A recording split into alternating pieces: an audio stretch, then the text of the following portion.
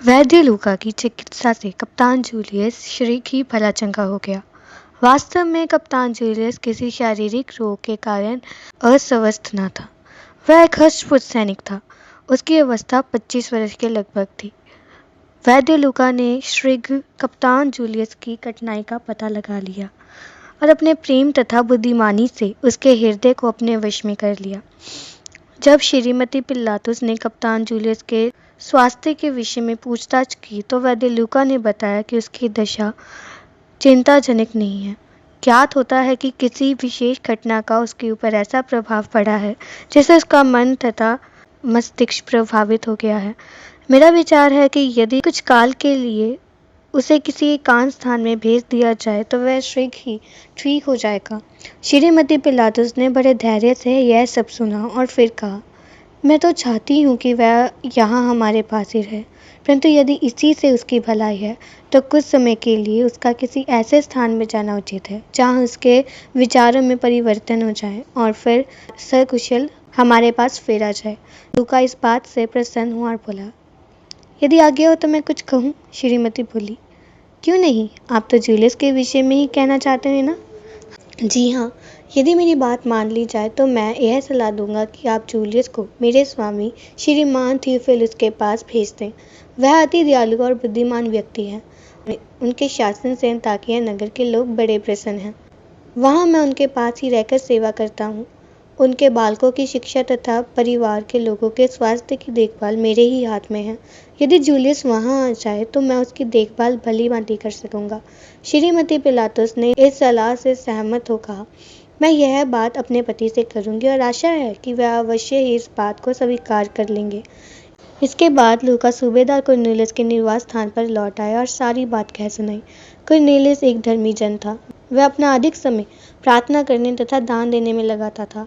उसने भी गलील के नबी यीशु की चर्चा सुनी थी और यद्यपि यीशु जी से मिलने का सौभाग्य प्राप्त न हुआ था तो भी उसने यीशु जी के कार्य तथा उपदेशों का अच्छा ज्ञान प्राप्त कर लिया था।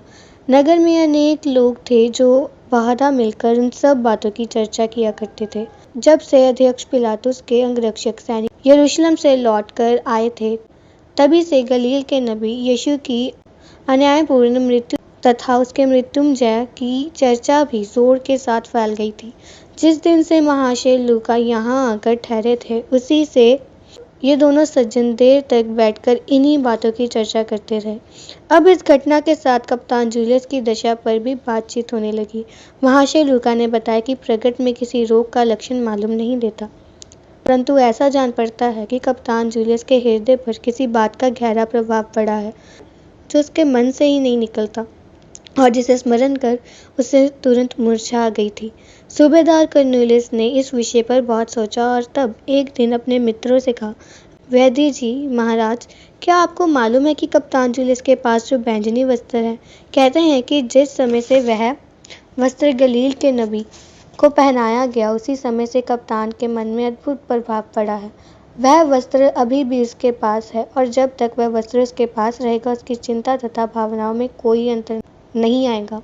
वैद्य लूका ने इस बात को बड़े ध्यान से सुना और बोला, मुझे इस वस्त्र के विषय में किसी ने कुछ नहीं बताया। आपने जो बात कही यदि वह सत्य है तो इसमें संदेह नहीं कि कप्तान जूलियस के रोग का कारण वही वस्त्र है। मैं अवश्य ही इस बात का पता लगाऊंगा। हाँ, मैंने आप ही को नहीं बताया कि मैंने श्रीमती पिलातुस को सलाह दी है कि वह कप्तान जूलियस को कुछ समय के लिए अंताकिया भेज दें। उन्होंने वचन दिया कि वह अपने पति से इस विषय पर वार्तालाप करेंगी और तब बताएगी कि क्या किया जाना चाहिए। लगभग एक सप्ताह के बाद श्रीमती पिलातुस ने लूका को बुलवा भेजा और कहा, आपकी इच्छा अनुसार हमने श्रीमान थियोफिलुस से पत्र व्यवहार कर कप्तान जूलियस को उनकी सेना में भेजने का निश्चय कर लिया है। हमने आपके विषय में भी लिखा है और अब हम चाहते हैं कि आप कप्तान जूलियस को अंताकिया ले जाएं और जब वह बिल्कुल ठीक हो जाएं कृपया उन्हें फिर हमारे पास लौटा दें। कप्तान जूलियस हमारे विश्वास योग्य एक रक्षक है और हम नहीं चाहते कि वह हमसे दूर रहें।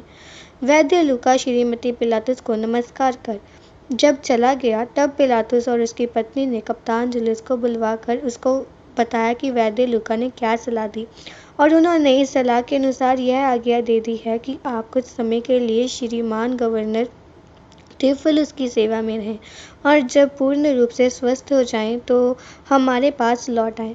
वैद्य लूका ने यह बात पहले से ही कप्तान जूलियस पर प्रकट कर दी थी। सो कुछ देर चुप रहने के उपरांत कप्तान जूलियस ने कहा, मैं आपकी आज्ञा का पालन करूंगा। दोनों ने अपनी प्रसन्नता प्रकट की और कहा कि भूलना नहीं, तुम्हें फिर हमारे पास लौट आना है। श्रीमती बोली, देखो भाई जूलियस, अब हमें ठीक ठीक बताओ कि तुम्हारा और उस क्रूसधारी नबी का क्या संबंध है। जूलियस इस प्रश्न का उत्तर देने के लिए तैयार न था। उसने नम्रतापूर्वक विनती की कि इस समय मुझे इस प्रश्न का उत्तर देने के लिए बाध्य न किया जाए। मैं पिछली बार बहुत कुछ कह चुका, इससे आगे मैं कुछ नहीं कहना चाहता।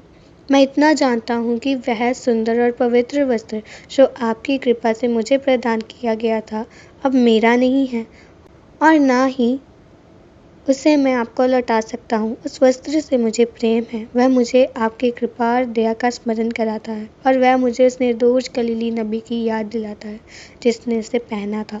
इसके बाद जूलियस चुप हो गया। फिर ना तो पिलातुस ने और न उसकी पत्नी ने कोई प्रश्न किया।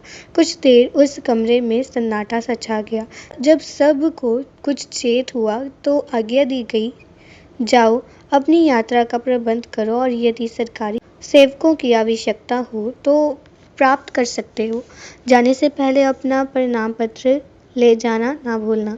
जूलियस ने दोनों को प्रणाम किया और नियम अनुसार सैनिक सैल्यूट देकर अपने निवास स्थान पर आ गया और अब सोच विचार करने लगा कि किस प्रकार यात्रा का प्रबंध करे।